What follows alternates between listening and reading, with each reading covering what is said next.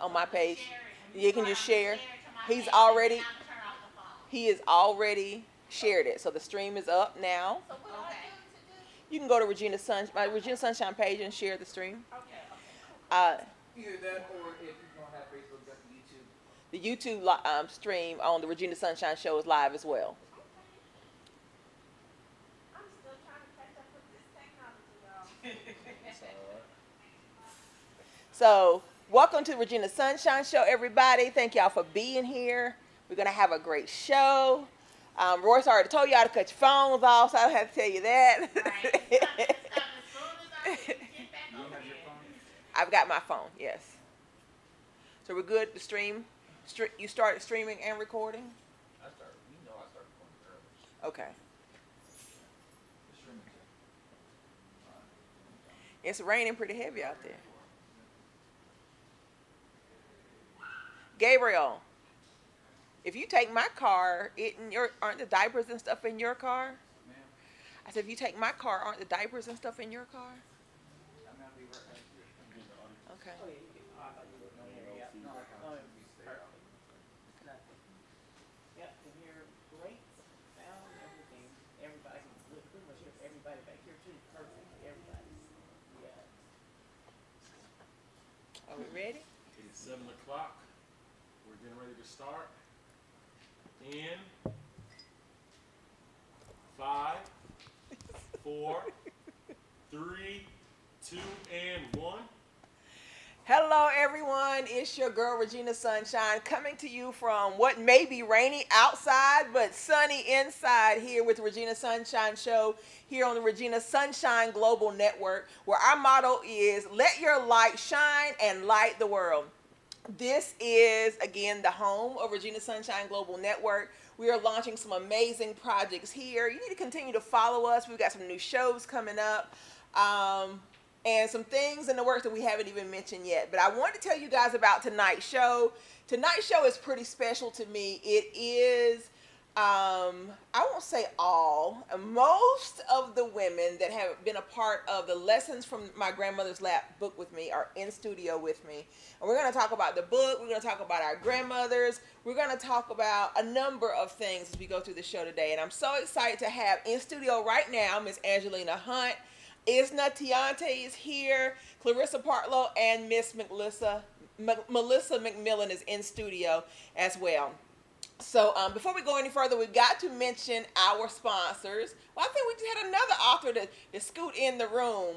Dr. Marquita Blades is in the building as well. But our sponsors are, number one, you guys know her, Lanita Mitchell Blackwell with Leading Through Living Community, as well as Bold Favor Magazine is a sponsor here of the Regina Sunshine Show on the Regina Sunshine Global Network. And I have to edify Lanita. For those who don't know, she is my business coach. She's also my publisher. So she is the one who published this second book as well. And she is an all-around, what I call leadership champion, the kind of person who helps you birth that dream and get out there and do what you're supposed to be doing. So shout out to her, and thank you, Lanita, for always supporting my efforts. And also, the owner of Studio T, where we house Regina Sunshine Global Network, Mr. Terry Searcy. Shout out to you, Terry. Thank you so much for allowing us to use this space. If you're looking for a great space to do a movie premiere, to do a music listening party, a wedding reception, a baby shower, check into Studio T out here in Douglasville, Georgia. All right? So those are my sponsors. I do want to make some announcements before I bring the ladies on. I'm so excited. I'm going to cry. So I'm not even pretend I'm not going to cry whenever we start this discussion later, because I know it's going to happen. But I do want to mention an event that I'm going to be a part of here in Atlanta on July the 14th. It is the inaugural Atlanta African American Book Festival, started by Mr. Farai Caldwell, who was one of our Living Like a Boss Awards honorees. And I will be one of the featured authors and speakers at the festival on July the 14th. It's going to be over at Georgia State. And if you want more information, you want to attend, it is free to the public, but you can go to aaabookfest.com. That's aaabookfest.com.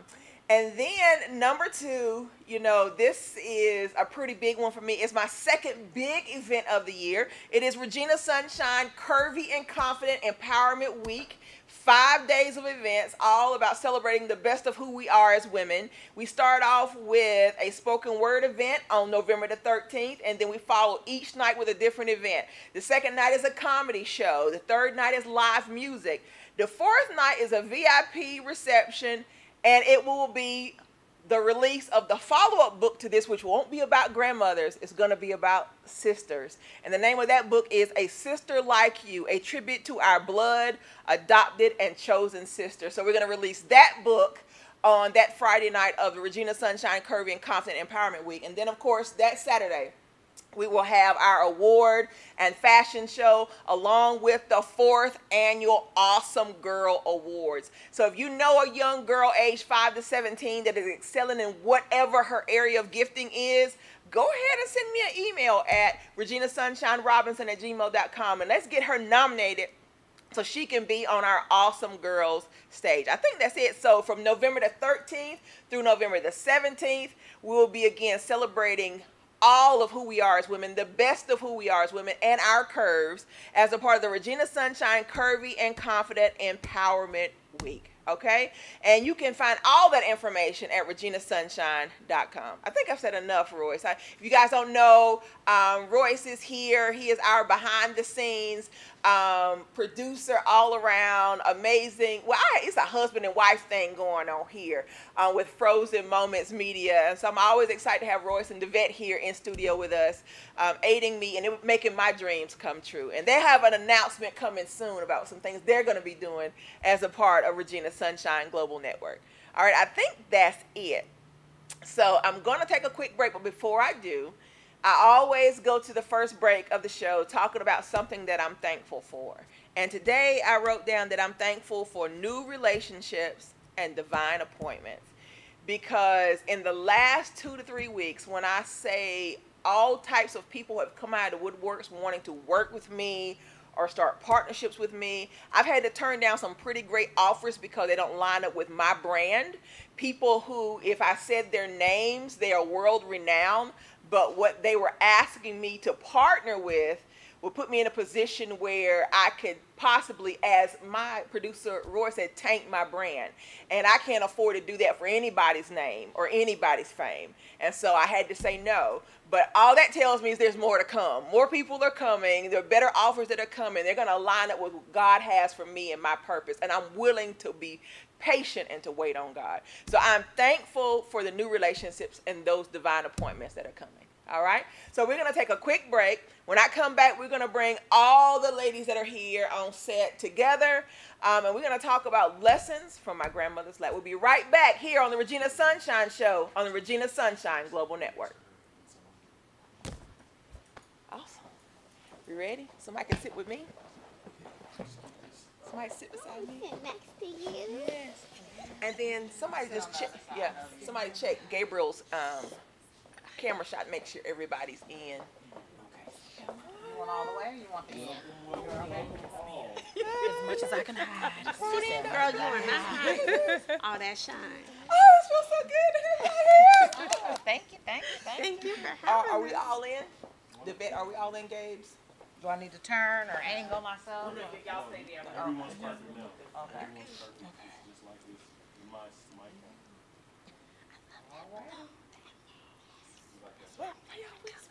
Oh, I don't know. Look, I They know. not. Because I know I got a cackle loud. This way, the heavens are amazing on here. camera. We're good. The symmetry is right on both shots. So we're ready to start. All right. In 3, 2, and 1. He's always so excited. All right, you guys, you are back live on the air at Regina Sunshine here at the Regina Sunshine Global Network with the Regina Sunshine Show. There's a lot of Regina Sunshines, right? But I'm so excited for this day to finally be here and to be able to introduce my audience to some of the women who partnered with me on what I think is a phenomenal and life-changing book, Lessons from My Grandmother's Lap. Welcome to the show, Dr. Marquita Blaze, Clarissa Partlow, Isna Tianti, Melissa McMillan, and Angelina Hunt. You give yourselves a hand. excited? Very. Yes. Yes. Well, I know who each of you are and what you did. It's interesting that everyone is here now, all authors that I know personally. And we have at least three or four authors that I've never met. I just know them through social media, which I think is so cool that they joined as a part of the project. And I do want to mention the ladies that aren't here before we get into our discussion. Of course, our publisher, Lanita Mitchell Blackwell, with Leading Through Living. Her mother, Miss Patience Mitchell. Then we have Dr. Audrey Ann Moses out of Greenwood, South Carolina. Terry Shaw out of New York. Miss Cecily Jelks, I can't remember where Cecily is from. And Shaquita Maxey from Macon, Georgia as well. So, hello ladies, I know y'all are out there. We miss y'all. I'm looking forward to continuing to connect. So before we go any further, I want each author to remind our audience your name and then tell them just briefly who you are and what you do. And it's only fitting that we start with the very first author that signed up for this book, Angelina Hunt. Yes, I'm Angelina Hunt. I am a poetic life coach. My life coaching business is called At Heart because I always have your greatest interest at heart. You can find me on Facebook, Instagram, Twitter. Yeah, AATHEART. Thank you. Awesome. Melissa. All right, Melissa McMillan. I am, I would say, I guess, PC. We're doing work or we're doing life. I just want to interject real quick. Let's make sure that we project Okay, so I'm that sorry. people can get the information. Okay. All right. All right, thank you. I am a program coordinator with an education company who provides tutors to public schools across the country, actually. And also, I am in the ministry, and I am a Sunday school teacher, and I have just launched, finally, my program for kids who have been abused, whether sexually, mentally, physically, and we just started 3 weeks ago, so I'm excited about that. Purpose. Yes. Awesome. Yes. Isna. My name is Isna Tianti, and I'm an author, a visual artist, fashion designer with jewelry, basically, and a motivational activist because I believe that it's more to just speaking into the lives of people. We got to activate that which is already in. So that's what I do, and I have 2 other books, Poetically Speaking and For Your Season Stories of Poetry, and my CD 111, and that's it. Awesome. Clarissa. I'm Clarissa Partlow. I am the creator and blogger for Finding My 50 Plus Life, where I write about my journey moving to Smyrna, Georgia from Greenville, South Carolina, and having to reimagine life in my 50s. And just a proof that it's never too late to start again. And you can connect with me at www.findingmy50pluslife.com and on Facebook, Finding 50 Plus. Awesome. Dr. Blades. Good evening. I'm Dr. Marquita Blades. I am the host of the Dr. Marquita Blades Show, which was coached into existence by Regina Sunshine. I am also an education consultant. I do work around STEM instruction and teacher burnout. Awesome. Website? Website, drmarquitablades.com. Awesome. Well, let's go ahead and get into it. You know, I shared, because we've had a couple of interviews that we've been able to be a part of. Angelina and I were a part of Kale May's show over at Instinct Radio. And then we had the honor of being on Michelle G's show as well. And one of the questions that is always asked is, where did the idea from the book come? And, you know, I've shared that my grandmother passed on August the 14th, 2016. And I knew immediately that I wanted to do something to honor her. I've always known I would write about her, but I always thought it would be an autobiography where I would tell her full life. But after she passed, I knew there was something I had to do immediately. It wasn't something that I could wait, because you know, even with your story, how it takes time to really write the full story. I said, no, something has to happen now. And this idea came to mind, and I posted it, and nobody except for Angelina responded or wanted to be a part of the original project. And I tell everyone that she is really what held this project together, because when I felt like quitting, I couldn't, because I already had somebody who believed and wanted to be a part of it. And she would even tell you, I kind of vanished for a little while, right?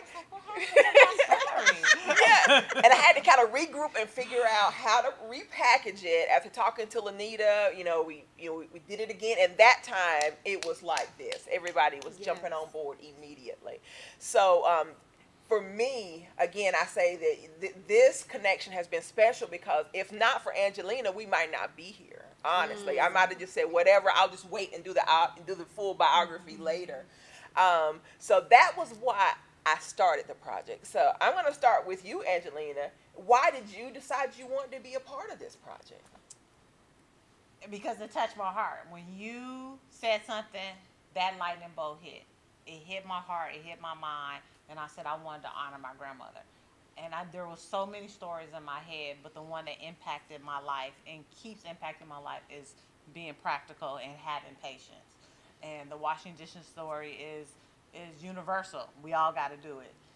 We all got to wash the dishes. We all got to wash other stuff, but we still got to wash the dishes too. So that's what it was. I mean, I watched you online. I was watching one of your Facebooks, and you mentioned it. You was doing this book, and you wrote it out, and I was like, ooh, and stories and stories and stories kept coming. And like I was telling her, some just didn't fit. It didn't hit right. But that particular one, the one that I worked on, the rhyming came out correctly. I could feel it. I could see it in my mind. And I said, this is for her. Ding, send. And then I waited. Practical patience. And I waited. And I said, Lord, what happened to my story?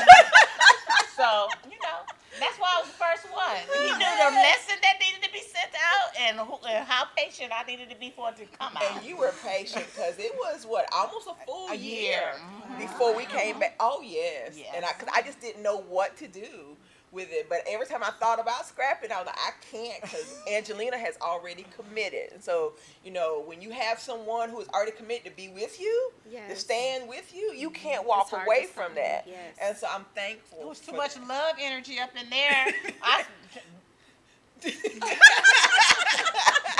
it was on my vision board, so it wasn't going nowhere. Wow. It was on my vision board. Boom. Well, then, yeah. Because I was like, you gonna pick me. Pick me. Divine appointment, right? Well, I ask everybody else the same question. When we rolled it back out and you heard about it, what was it for you personally that said, I have to be a part of this project? And anybody can jump in and go first, unless you want me to start picking out folks. Well, I will say, when I saw it, I had just lost my grandmother. Don't start, Isna. February 6th, 2017, my beloved grandmother transitioned, and she was my go-to girl. And so when I saw that, like you, I was like, I'm going to write a story about my grandmother one day because she was so influential. And even me being a poet, because she was a poet. And so I was like, I have to do this. And I didn't even really have the finances to do it. But I was like, I'm going to make a sacrifice, and I'm going to honor her. And I know that I'll be honored because I did. And I just felt that her spirit was too large to think any money amount was too large of a sacrifice. Yeah. That was it. Beautiful. Clarissa? Well, I saw it come through, and like you, I didn't really have the finances for it either. And it came at a time when I was starting to not take risks, but kind of step out and challenge myself. Yeah. And it's one of those things, do it afraid. And even though I didn't have the money, I'm like, well, I'm gonna put my name in there anyway, a step of faith. And it was just perfect to write about her because she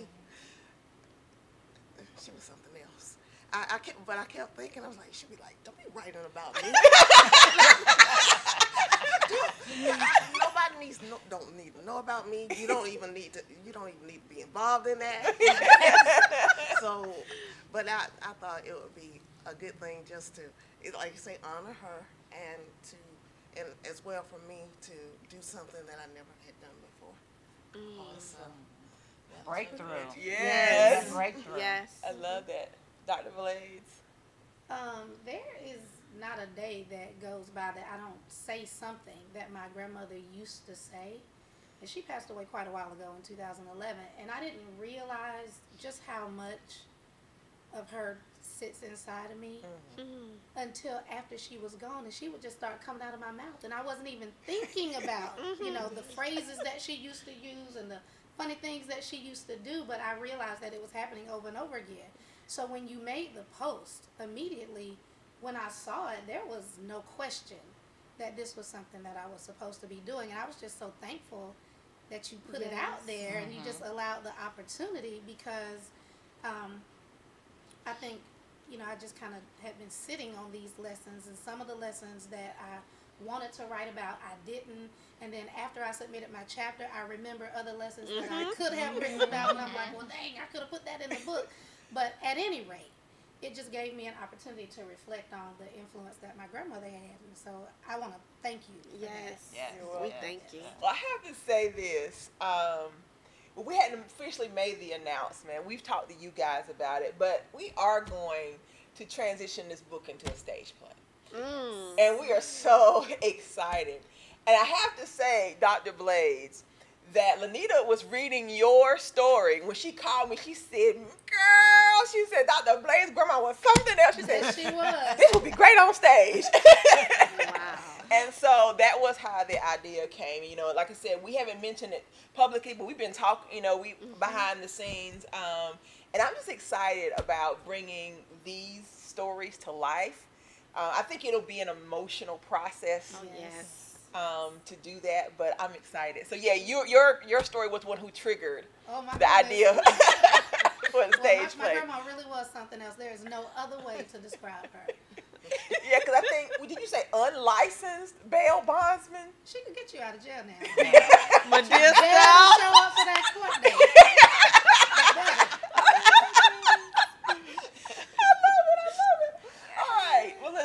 Why did you decide to be a part of this project? Well, I think we were having a conversation one day, and I was talking about my grandmother, or one of them, or both. I don't know. It's always, every single day, as you said, either something I say is something that I learned from them, or I just think about them. And as I grow older, I can't help but start to look in the mirror. To me, I don't look like my grandmother. And then I'm like, what is going on here? So she passed in 2012, actually. My great-grandmother, my great-great-grandmother passed, of course, earlier. But when we were having that conversation on the phone, I think you said, you should submit a story. And, of course, in Melissa fashion, I did not. At first, I did not. She was the very last story submitted. First and last. She was having First and last over here. She was having a really hard time with this story. Yes, this was the hardest thing, because I knew I wanted to write about my great-grandmother, because she was actually the family historian. So she would say, come over here. I have some stories to tell. Bring your little video camera and everything, and I'm going to give you this history. So I always wanted to tell a story about her, but it always seemed too soon. And I would write her name down, and next thing you know, I'm on the floor. So it had been some time. And when you asked me, I did start to write it. I really did. I wrote one paragraph, and I was like, nope, I'm not ready. I thought I was ready. I didn't have enough therapy yet. So I decided, probably, to be honest with you, the 2 days before, like that was when I said, I'm going to do this. Because every time I would attempt to write it, I just fall out. And when I sat down, I said, there's no way I can talk about my great-grandmother and not my great-great-grandmother, because of my upbringing, and they seem to be one person. Wow. And it was so difficult. And after I read my story, I said, oh goodness, I wish I could have just submitted the one, story, because it would have been just so much more rich. But there's no way I could have done that. I tried, but there's no way. I know. So Angelina was first from the original project. When I relaunched, I'm telling you, I don't know if I had it posted good before she was signed up. And Melissa was the very last. Melissa, can you please send us that story? Can you please send us that story? We have submitted all the stories to the publisher. Can we please get your story? That's like, I was like, I can't do this. I don't know. I'm sorry. But I'm glad you did, I and I knew from conversations with you, because you talked about being a grown woman and going to your grandmother's house and climbing into bed with her. Absolutely. And how special that was. I was like, you got to do this. You need to do this. Not only for the people who need to read it, but for you to be able to get that out. So it was definitely therapeutic in a sense, and I don't know if I ever shared with you, but right after she passed, thought I was fine. I didn't cry at the funeral. I handled a lot of the arrangements. I was everybody's rock, and then 6 months later, I'm like, oh my gosh, I've been lying on this floor. I was completely dehydrated from crying for an entire day, and at that point, I said, oh, I was not ready. I did not understand what she was trying to tell me, so it was definitely time. Yes. Well, you know, as we've had these conversations on air and on other shows, it's interesting to me that what I'm finding is it's just not about the stories that we're sharing. It's about the individual journeys we're taking sharing these stories. Yes. Oh my gosh. And for me, like I say, it's been, and I told Angelina and who was here? Isna, before you guys got here, that I still haven't read all the stories, because every time I attempt to read them, I started to, it's so emotional. And even Shaquita Max, you guys have been seeing communication from her, my assistant, she told me, she said it was very emotional. She cried just taking copy and paste and putting it in a Word document and reading through them. She said it was so emotional for her. And then Lanita said the same thing, and I said, okay, one day I'll read like a little bit, and I'll be like, okay, that's enough for today, you know, because I'm trying to, you know, to keep it together. But I said one day when I have some time, I know I have nowhere to go or nothing to do for a couple of days, I'm just gonna shut the door and really read. And it's not that, like you said, that the stories are so emotional, but because I know what my grandmother meant to me, I can feel what your grandmother's meant to you. Does that make sense? Yes. And that is a lot. It is. That's a whole bunch of spirit dropping. When Yes. you get your grandmama, then hers, then mine, then yours. So everybody's like on those pages when you read them, and you feel it. You're like, oh wow, oh I remember something like this. Yes. Oh, I don't know. That's not my time period, but wow, you know, things like that, like the outhouses and stuff. In the Jim like, Crow eras. Yes, yes. Yes, And you yes. guys sound like you had your grandmothers for a long time. My grandmother was gone in '88. I was 17. She just made it just to watch me graduate. I came in with my cap and gown. The next day she was on the plane ticket to go see her sister, and she passed 3 days later. And so I was like, you, what you talking about? Nah, ain't happening. No, Daddy, can't happen. My grandmother can't be gone. I just saw her 3 days ago. She raised me. She was everything. You know, it was hard. And I'm like, wait, I'm supposed to go to USC. You paying my college, you know? I'm like, wait, what happened? You know, my whole life was scripted with her. You know, it was always scripted with her. She said, this is where I'm going. This is what I'm going to do. I'm going to be a teacher. She was an educator and all of that. So, and to have your world just blow up like that, I just went, doo-doo-doo.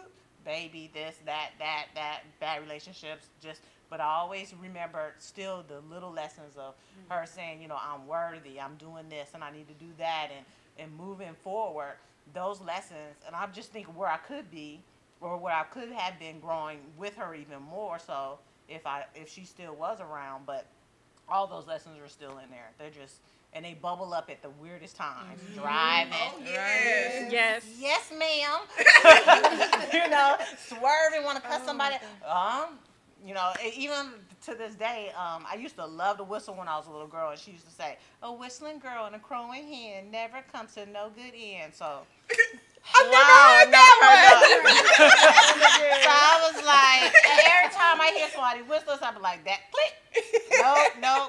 In other words, be a woman, be a lady. Yes. Wow. You don't do those things, you know. So, but she would say it at different times. I don't have to just whistle. I could just be doing something out the norm.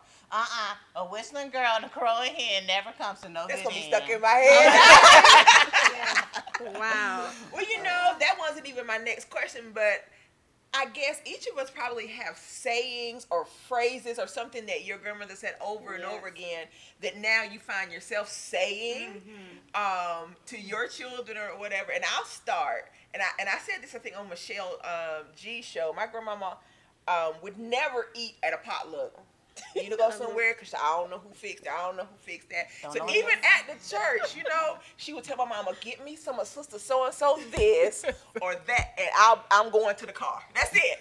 And so, and her reasoning was always this. She said, "That which does not get in your stomach cannot harm you." I have heard it 1,000 times. That which does not get in your stomach cannot harm you. My sisters, we say it all the time without even thinking about it. So anybody else, what's something your grandmother would say that now you find yourself saying? God is so good. He got 2 O's in his name. I saw that in the movie. Yes. My grandmother was, I don't care what she was going through, she always seemed to be able to pull on her faith. When she was sick, my grandmother passed from Alzheimer's. But I promise you, I don't know if it's just me feeling like, you know, I had that special bond with her, which we did. But I remember the last time I visited, I was combing her hair. And she said, "Girl, you going to braid my hair?" I was like, "Yeah, Grandma." So I was braiding her hair. Even though my cousin is a hairstylist, I braided her hair and I saved the hair out of the brush. Because I knew that I wasn't going to have that moment again. But my grandmother laughed so hard. I'll never forget. That's why I think in one of the sisters' stories when they're talking about the laughing of their, was it you? Yes. Laughter was what kept me from being in that dark place.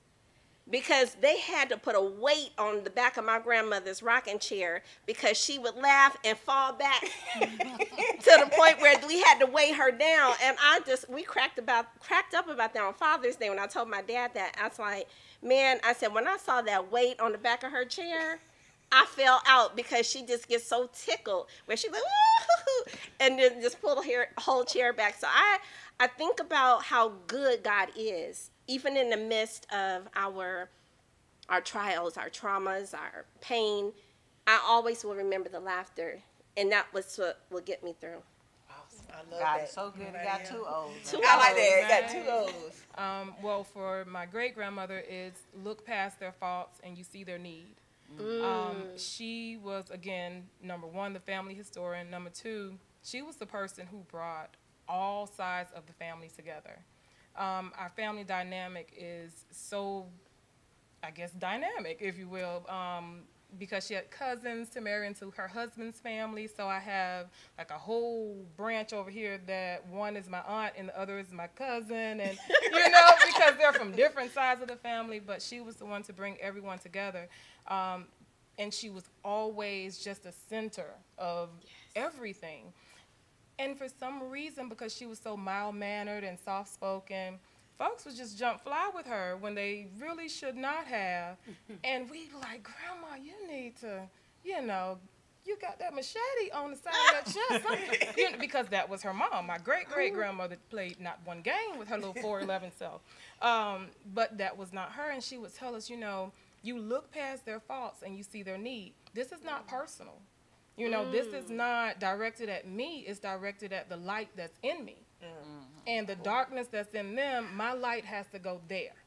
I'm not worried about what they're doing, because she had another saying, you're sin sick and you don't even know it. That used to make them devils mad. They would just say some horrible things, and she'd be like, you know, I feel sorry for you because you're sin sick and you don't even know it. Wow. But I love you anyhow.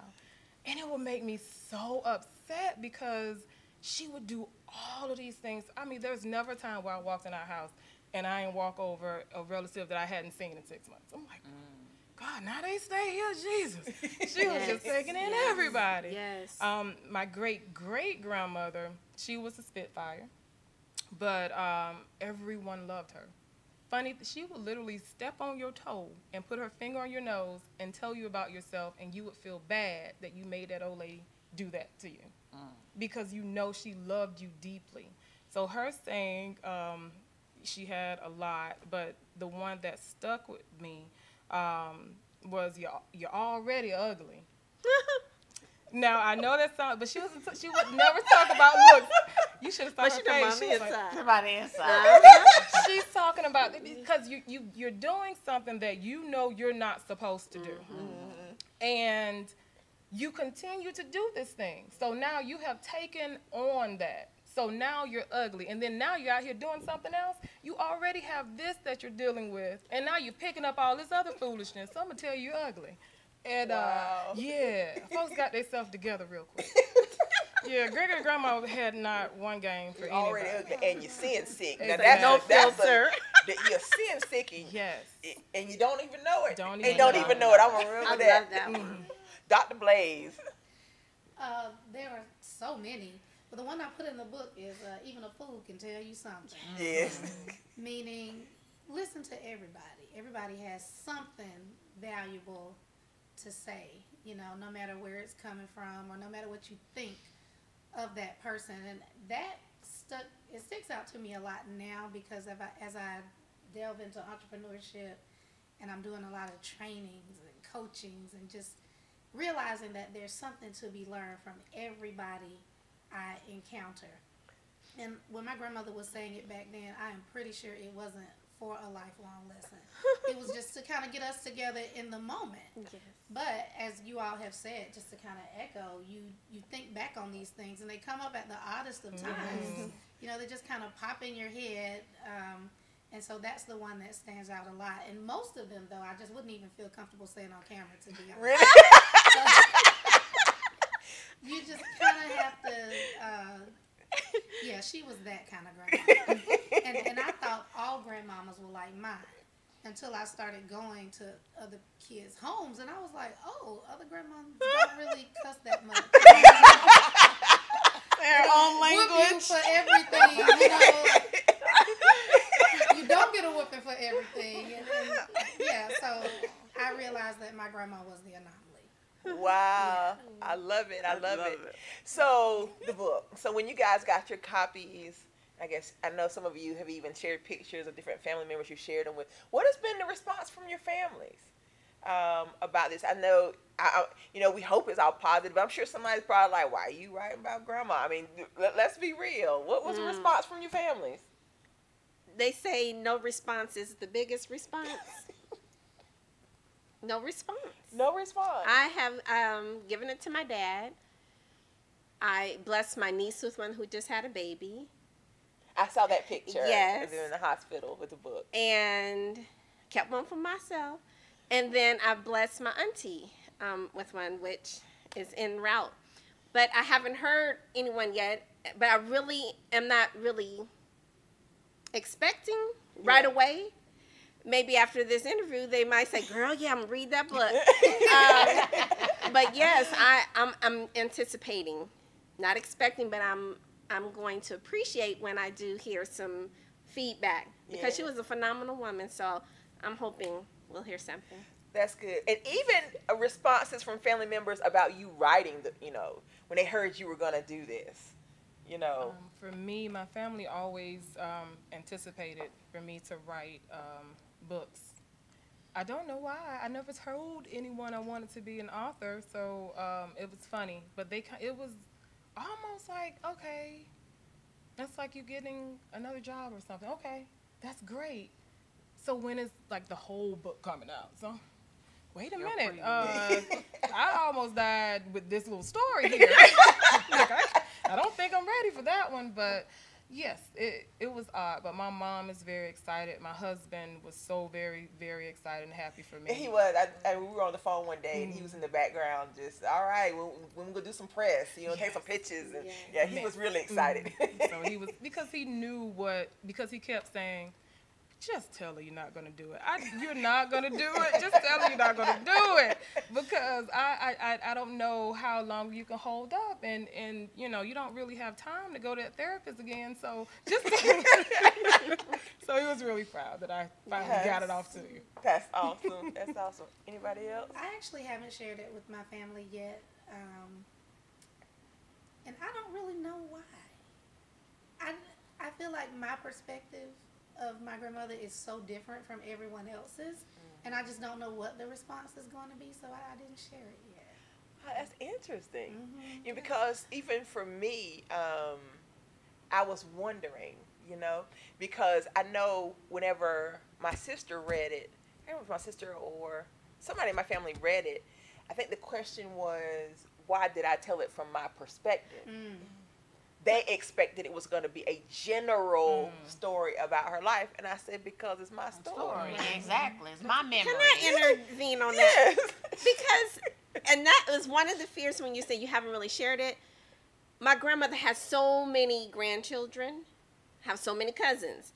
And I think that was part of my fear of sharing it with my age, my group, because I would be afraid of that response. Like, so, how you going to just come from, but what other perspective can you come from other than your own? And I didn't consult anyone before doing it to say, is it okay to say that? Is it okay to say that she would get people out of jail? Like, I don't know how.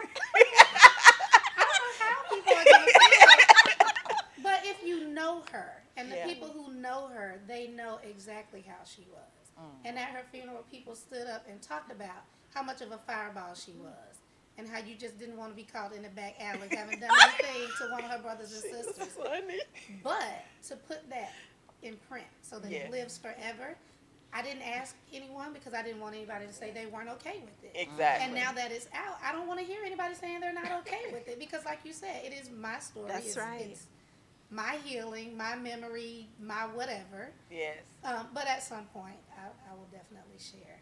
Yeah, and that's a real thing, because it was actually pointed out to me how many names I mentioned, and then the ones that I didn't mention, But it wasn't someone who was scolding me. We were having a conversation about how other people would perceive it, It's like, so you mentioned your husband and you mentioned Gabe and everything. I was like, yeah, because it's my story.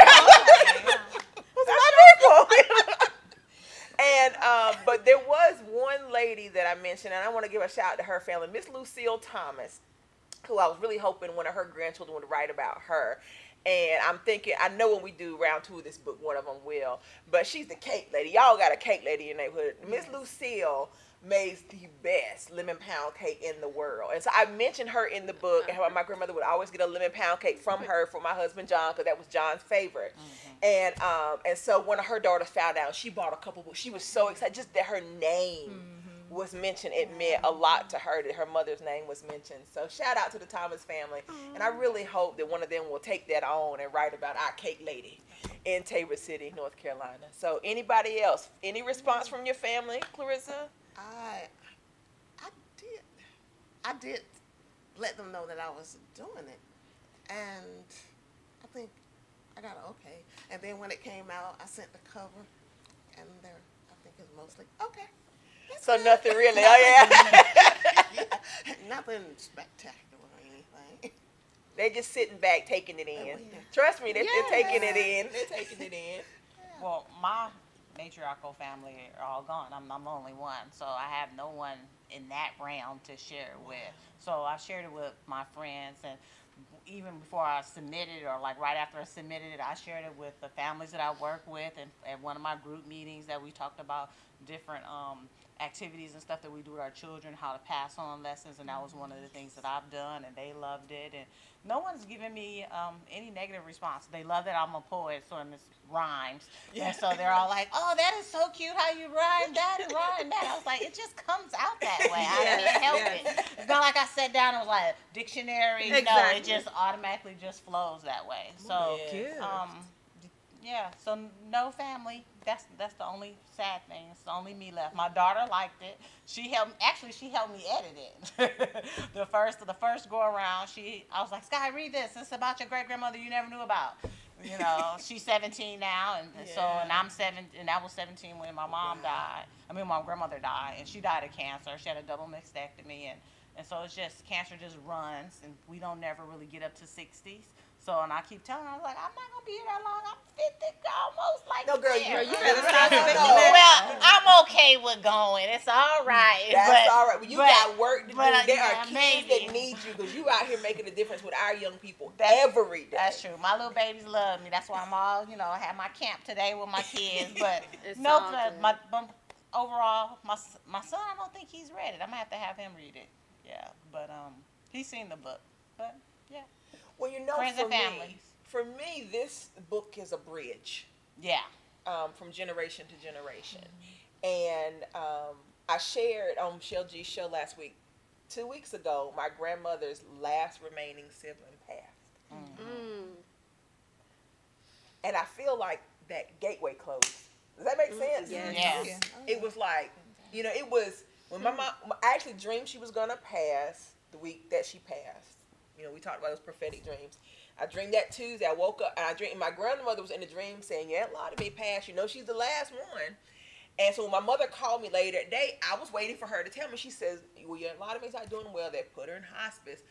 And I didn't even say anything to her. I knew. God had already showed me. I already knew that the gateway is closing. This is what's going to happen. And it was after she passed and Mama called me. And then I told her about the dream. She said, there you go again with those dreams. I said, that's why I don't always tell everybody. Yes. What I dream. Yeah. But it was God preparing me. It is the gateway is closing, but it's okay because the bridge has been built. Yes. And that's how I feel about this book, that we have bridged from them to those that will never meet them, so that they can learn from their lessons. So my next question, and I know, man, this is going fast, Royce. Good. 7:45. What do you hope that those who read it, either family members, just people in general who will pick up the book and read it, what do you hope that they gain from this book? Anybody? Oh, can I go first on that? Oh, yeah. For me, reading my story, just even the book, that they reflect and say, wow, this is something that happened. Because mine is such a simple lesson.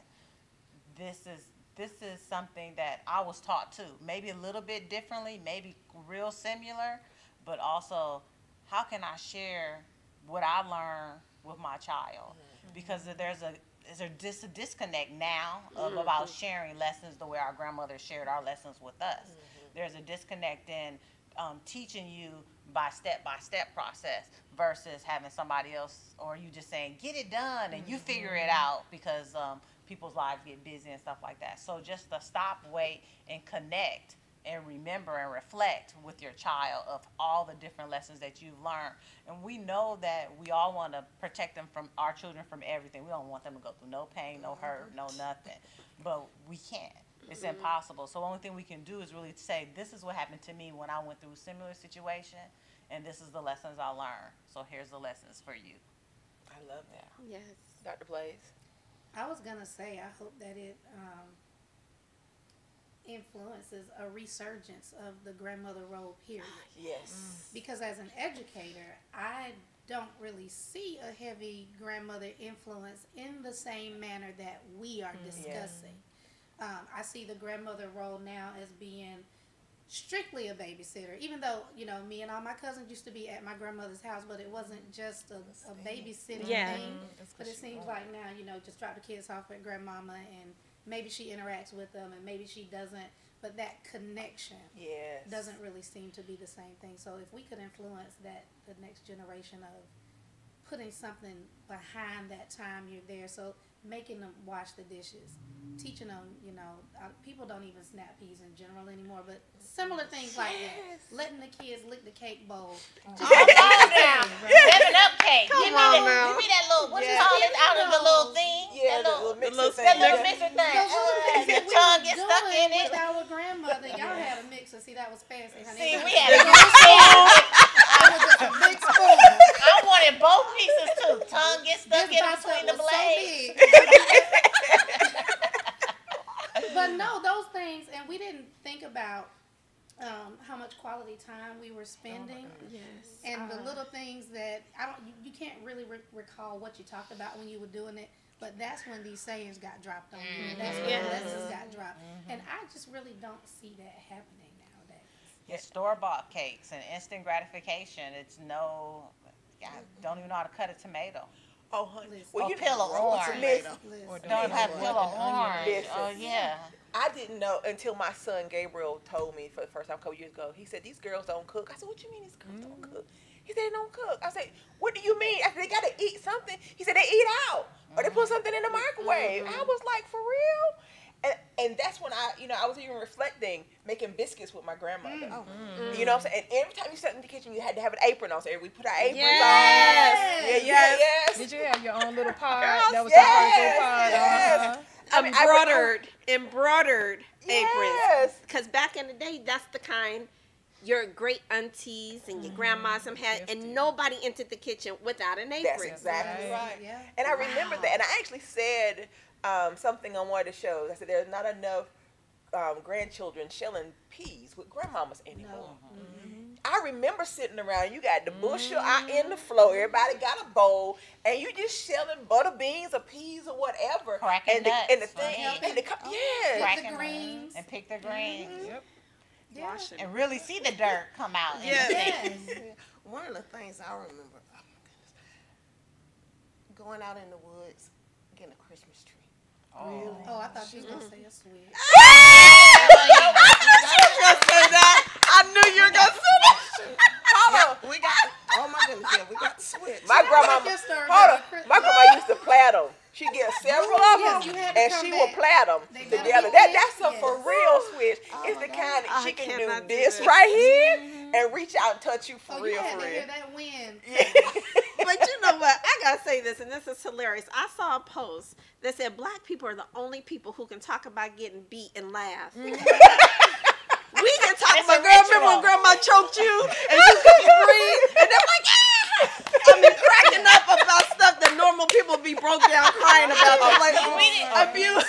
We didn't get a whooping out of abuse. We got it out of love. It was supposed to correct. Our grandmas was trying to do as the Bible says, correct them, their Yes. behavior and that discipline. I mean, I didn't get a switch, but I got the extension cord because I'm in the city. I'm in LA. You know. Okay. So So wasn't no extension cord trees. from the pop. And I better not say nothing about the webs on my legs. Better not say nothing. And when she said stop crying, you better stop crying. Yeah. Yeah. Well, and my grandma liked to pinch in church. My sister still gets mad at them if you pinch My her. great great grandmother used Yeah. to say, "I snatch a knot out of you." Yes, yes. Yeah. Snatch a You get a knot. pinch and then she put some candy in your mouth. Exactly. Exactly. Condoling Yes. the pain. Yeah. Pain and pleasure all Right. together. Oh man, Yeah. I like to say, what you were talking about your grandmother, was the Bell Spongesmith, and I talked about how my grandmother talked about, by the company that you keep. You some of the company I wouldn't have been able to keep. Guilt by association. That's all right, because she didn't like us going to too many folks' Hello? houses. No, not at all. No, you couldn't do that. One of the lessons I think that was passed down from grandma, but even to my mom, even though my mom's mom I wasn't close to. This is my father's mother that I speak of in the book. But you don't call everybody your friend. No. When you will go in the neighborhood, and if you I didn't live with my grandmother. She said, "Oh, my friend said." She said, "What friend?" These are your friends in here. Your cousins are your friends. Or did how many of y'all heard? You ain't got no friends. My grandma used to always say that you ain't got no friends. Me and your mama are your only friends. You ain't got no friends. And see what that did, because for so long, literally, y'all, I'm not trying to put on.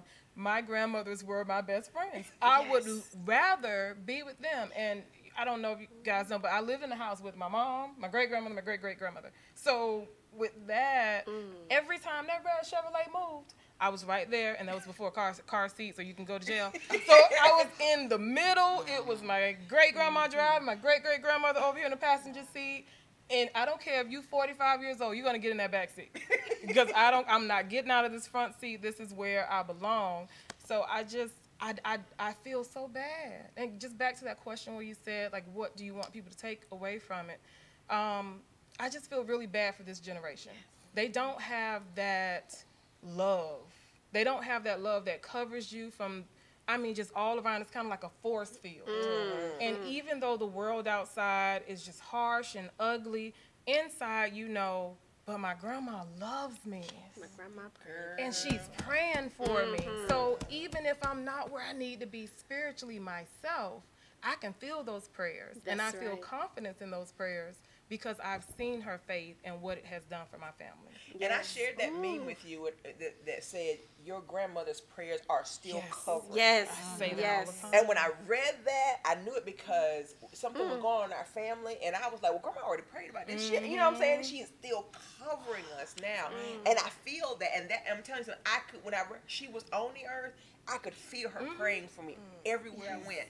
And whenever I would speak to audiences, I would always say, my grandmama's somewhere praying for me right now. I'm here talking to y'all, and she's, 6-7 hours away praying for me. And it made such a difference in my life to know that there was somebody, number one, that loved you like you were the best thing that ever moved on the face of the earth. And I even shared, I think, on Michelle G's call, that last call, I think we boo-hoo cried just about the whole show. I talked about how I thought I was my grandmother's favorite. I'm telling you, you couldn't have told me I wasn't her favorite. Until after she died, everybody sitting around telling stories. I'm like, wait a minute, she did that. When she for had me. time for When she you. had time for that. And everybody thought they were her favorite. And I was like, for real? I've been duped all this time into thinking I was, the sunshine for real. But she made everybody feel like you were the most special person in the world. And I was like, wow. What kind of love is that? And that's God's love for real operating through people to be able to love people and make them feel that good about themselves. And even now, my most favorite place on earth is still my grandmother's house. And when I'm in there cleaning, Angelina, I be like, Grandma, I'm going to get it. Don't worry. I can't, she was all about everything being in place. Come on now. And everything being clean. And a lot of times she be like, Regina, just get out the way. Because your cleaning ain't my cleaning. That's what my grandma said. Your cleaning ain't my cleaning. Lord. Did anybody have God's mailbox at their grandma's church? Oh, My grandmother went to Mount Hermon Baptist Church the whole time. And she was a mother of the church. And even when we moved from Cleveland to California, and we were pen pals. That was my first pen pal. And I still have like 20-something plus letters from her. But I'll never forget writing her a letter asking if my dad loved me. Because I wasn't involved in his life and he wasn't in mine. And she sent me a letter with tissues. And said, baby, I know that's my son. She said, but you ain't gonna cry not one more tear over my son. She said, you have a heavenly Father who is with you always. And he will never leave you nor forsake you, and you will never have to doubt his love. And now that my dad and I have a relationship, and I look back at that letter, my grandmother was willing to even, I won't say denounce her son, but check her son over her grandbabies. And so when I open that letter and see them green tissues that I did not have to use, I'm reminded that the letters in the mailbox that I would send her to put in God's mailbox at her church, they're still working today. That's beautiful. Girl. See, I was dry this whole thing. I was so proud of myself. But you're going to get me. She was my mom's, on my mom's father's side. So you guys have a similar story, you and my mom. My mom's father was not the best. And my grandmother actually raised my mom from the time she was 2 weeks old. Both of them. And I think in the story I said that they were children collectors. They would steal your children because they just loved it. But I didn't grow up with my father. I never met him. Well, I met him, and y'all gonna think I'm crazy, but my first memory is me in my crib, and I'm looking up at him. I remember everything he had on, every single thing.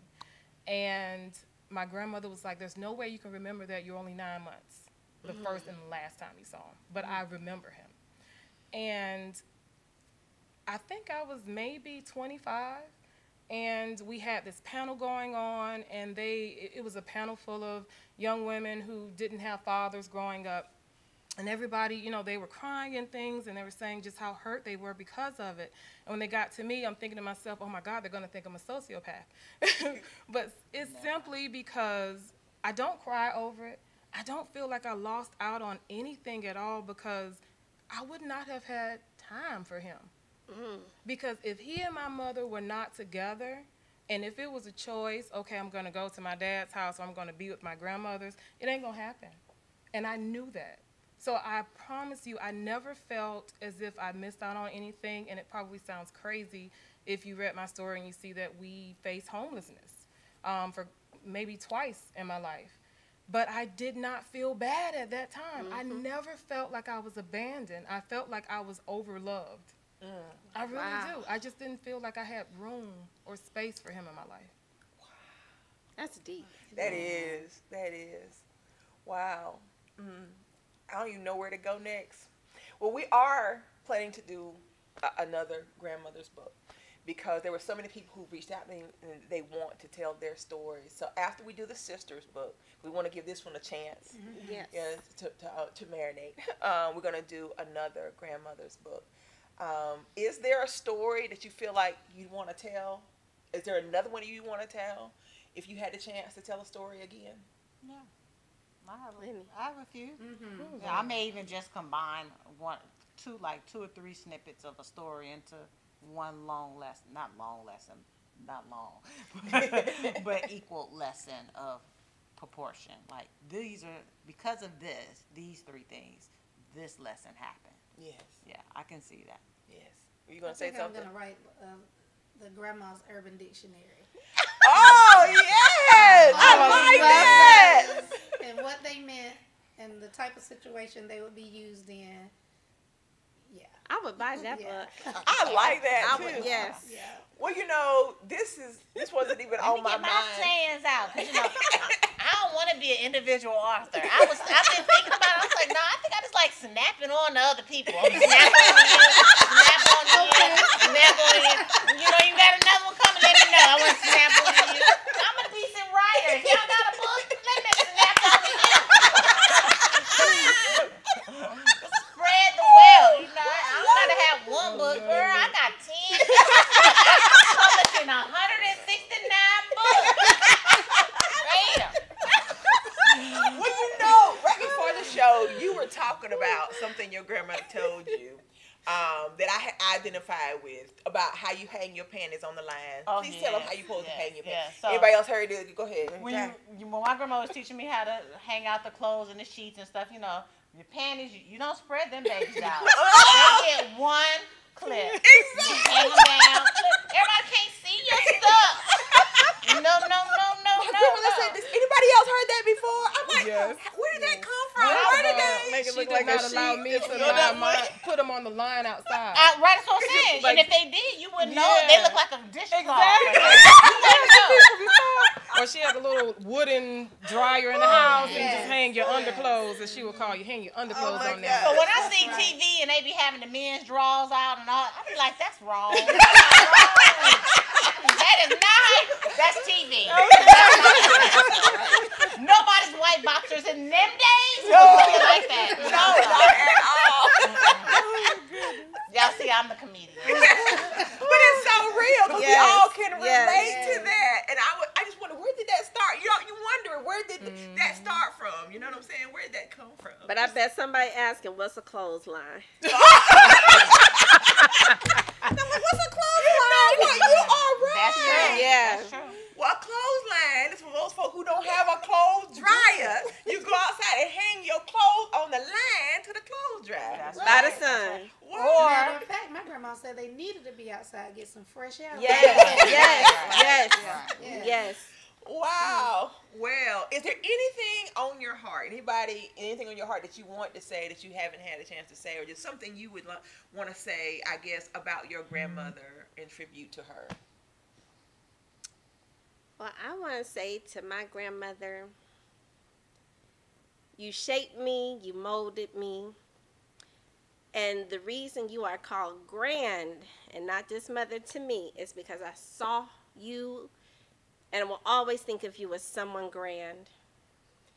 And I don't have guilt because I know that the relationship that we built, it was strong, it was lasting, and it will surpass any type of transition in an earthly realm. There is no bounds. You're here, Yes. right here with me right now. I'm so grateful because after my mother died, I thought I was gonna die. But my grandmother showed up to my wedding. She wrote me. She encouraged me when I got sick mentally. My grandmother was telling me, baby, you coming back. And so I'm just so grateful that she saw the best in me. I'm so grateful. And, see, and I know your story, so I know what it meant to you.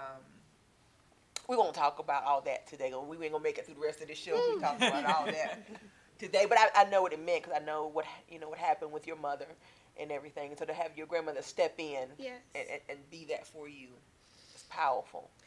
Wow. Anybody else? I would just like to say, call your grandma. Yes. Oh my God, yes. If you have your grandmother with you and you choose, because we choose where we spend our time, if you choose to not spend time with your grandmother, you are missing out. I don't think us as a community anymore, we place value in family and that village upbringing. We need to surround our kids with love. We do, and they need to know that they are supported. So call y'all grandma. That's all I can. Yes, because I would love to pick up the Oh phone. my God. I still have her number in my phone. I can't delete it. You know what I'm saying? I just leave it in there. And every now and then, because we still have the family house. When somebody calls me and her name pops up, I get excited. Even though I know she's not on us, but it's still so awesome to see her name on my phone. Angelina? I just probably would love to say, for my grandma, I thank her for just letting me be sassy. Let me be sassy when it was when I needed to be sassy, because to me her sassiness was her being strong and independent. In her time period, she was divorced. She owned property. She was educated. She owned property in multiple states. I mean, I remember her doing her money and having that, what do you call it? The little calculator, but the big one that had the rolls and it had the red letters and you saw the numbers going down, and she would just be in there going, and she was just sassy. She would just be on the phone, and when I say sassy, I mean she was still sexy. She had a boyfriend when she was raising me. I was like, who is this me? She had a picture out with him. I'm like, oh, my grandmama's sassy. What's she doing? You a grandmama, you raising me. But I know one thing, that relationship ended because she did not want to give me up. When my mother came out of prison, because she was a Black Panther, So I thank her for everything, and her sassiness just rubbed off on me. And I'm sassy in a sweet way. I'm sassy in a strong way, and I love that about her. That's awesome. Anybody else? I think what you were saying, that just the family, like grandmothers, sometimes they hold family together. And just you don't have family anymore. The family gatherings where you gather at that house to be with, grandmother, and she might fix your favorite foods. And so, but we need to get back to that, just where the family unit, because that makes us stronger. It does. In the long run, I mean, it's what make your particular family who you are, and it gives you that strength, like y'all had your grandmothers to go back to. Yes, I agree. Dr. Blaze? Well, I remember telling my grandmother, one of the last conversations we had, telling her that I had enrolled in a doctoral program and I'm going to be a doctor. She wanted to know, well, what kind of doctor I was going to be, what was I going to work on? And she was referencing the human body. And I told her, well, no, I'm a teacher. I'm getting a PhD. She said, oh, a book doctor. She said, baby, if you ain't writing no scriptions, you ain't no doctor. But I want her to know. Book doctors make more money than them. Yes, I am a doctor. I am that book doctor. And I know she would be just as proud. Absolutely. That was More just so. her way. Yeah. I love that, book doctor. I'm Y'all thinking good about too. being a book doctor. My master's is 10 years old. Let me go on and just move on up. I'm an author already. Might as well keep on. Get your book doctor. I would love your grandma. Oh, yeah. Yes. Well, y'all have done my heart so good. If y'all enjoyed yourselves, Yes. This is what I know this book is about. People having these types of conversations with their family, remembering, keeping their memories alive, sharing the lessons so that the kids that are running around get to hear them. You know, I still remember being in the other room, because you was in the other room. Let's be clear. You didn't sit in the room with grown folk were talking while they were talking. I remember hearing from the other room some of the things. Children Well, are I to be did. seen and not Unless they heard. called you in to dance. I So did, you were in 'cause the you couldn't get me off of my mama's leg. Okay. And my grandmama and my aunties would always say, "Why'd you let her be in here? Be so grown. She need to go outside with those other kids." But you just couldn't tear me away. Oh, then you were like in, Oh, I knew. special. I'm like her. Before I it know. was even tea. I Yeah, had you all had all the tea. I sat there with a beer and the cigarettes and her best friend, and I'm like, because it was just us three, the best friend, my grandmother, and me. We sitting in, what's going on? So I'm like you, grown, just sitting there, just taking it all in, getting sassier every day. Them talking about her little husband stuff. I'm like, I'm only 10. What y'all talking about? Ended on laughter. Oh, yes. Yes. Well, you guys, tell the audience again where they can find you on social media and how they can follow you, again, websites, whatever else other information you want to give. Angelina Hunt, my Facebook page, or you can go to At Heart, which is also my Facebook fan page, atheart.com. At Heart is spelled AATHEART, because I always have your greatest interest at heart. Awesome. Yes. You can find me on Instagram at molove305. I am now launching everything there. Awesome. Alright. So excited for you. No. But you're walking in your purpose. You're walking in your purpose. Isn't it? And I'm on Facebook as Isna Tianti, ISNATIANTI, and also on Instagram, it's Tian Creations, ISTIAN.creations, with an S, not a Z. Awesome. Clarissa. Okay. My website is www.findingmy50pluslife.com, and of course Clarissa Partlow Facebook, and Finding 50 Plus also on Facebook. Awesome. Dr. Blaze. I am Marquita Smith Blades on Facebook. Also on Facebook, the Dr. Marquita Blades Show. My website is drmarquitablades.com. And I would love for everyone to follow me, because I have an anthology coming out on August 12th. It's called Chronicles of the Chronically Ill. Myself and 6 other ladies, we decided to share our stories of the ups and downs of chronic illnesses, the things that people just wouldn't believe by looking at us and encountering us every day, and how we were able to take those challenges and use them as building blocks. So August 12th.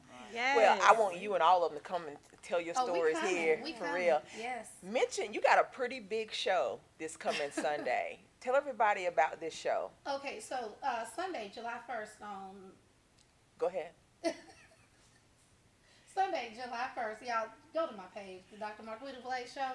I will be interviewing the Democratic state candidate for the Georgia School Superintendent, Mr. Otha Thornton. Y'all, he is a former national PTSA president. He worked in the Obama administration, obviously.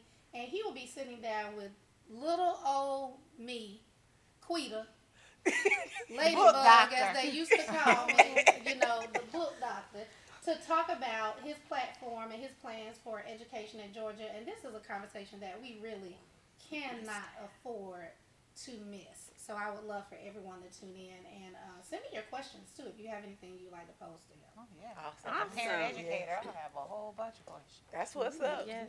Yeah. Well, I thank y'all for being here. I thank our audience for tuning in. I'll leave you with the words that I always leave you with. God loves you just the way you are. You are beautiful because you were created in love. You were fearfully and wonderfully made. You have the seeds of greatness within you. You were born to live a victorious life. You are brilliant, gorgeous, talented, and fabulous. You are worthy of the best things in life. Make sure you guys tune in next week. We'll be back here with the men. It'll be the first Monday Living Like a Boss Men show. The men that weren't able to pick up their awards from the Boss Awards will be here. Professor Griff will be here. Rick Mathis, your boy Rick Mathis will be here. A host of other guys will be here as well, getting their awards. So we're going to have, I guess, almost like an after party or after show of the Boss Awards here on next week. And it's interesting, if you guys can probably hear my grandson in the background. And this is something that I want to share as I close out the show. One of the things that my grandmother inspired in me was that I wanted to be the kind of grandmother that she was. Because I always said every child deserves to be loved the way I was loved. And so when I see King, I'm reminded that I have an opportunity to pass that on to him, to share that love with him so he can go out into the world feeling like I felt like wherever I am, somebody loves me, somebody's praying for me. So I challenge you, even if you don't have grandchildren, find somebody in your life to love like that so we can continue to pour the love that was poured into us into somebody else. You guys, thank you for tuning in. I'll leave you with my personal motto. I always say it's not over till I win. If I hadn't won yet, that just means it's not over. So I tell you today, it's not over till you win. If you hadn't won yet, baby, that just means it's not over. Be blessed and keep winning. We're out. Yes. That was a good yes.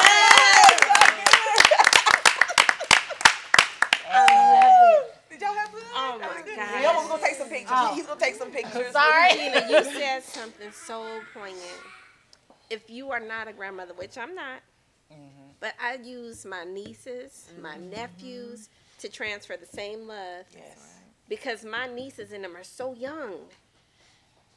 And their mothers are young. They don't know how to give these grandma type of instruction, wisdom, because they haven't lived enough. They became grandmas at age 30, 35. When our grandmothers, they had those experiences of the experiences of the old.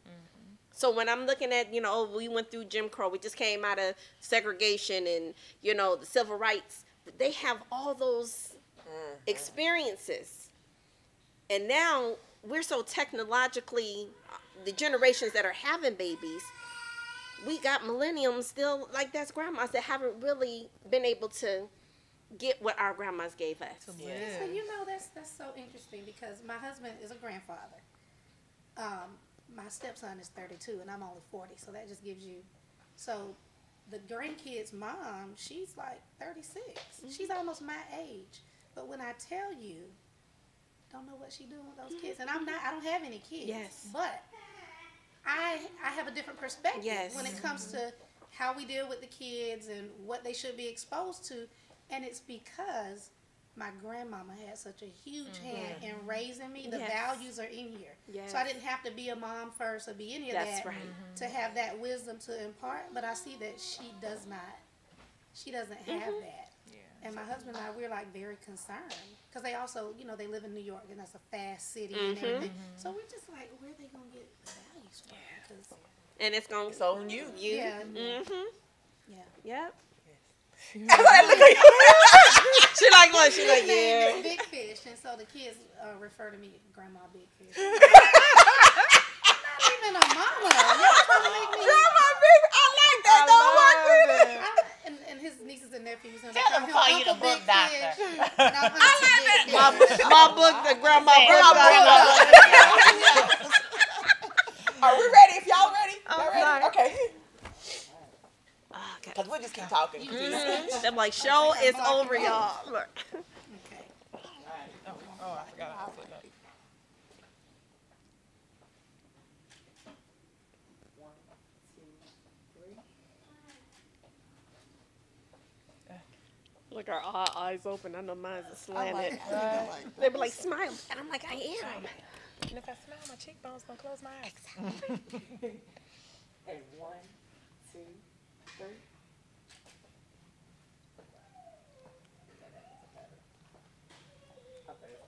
All right, we'll do the individuals. All right, so we're going to all move, and then each of you one at a time. She's going to take your picture on set. So we can start with you, Angelina. Well, if I would have known I was doing, I would have liked to try to get my head. Come on. Face on, right? Yeah.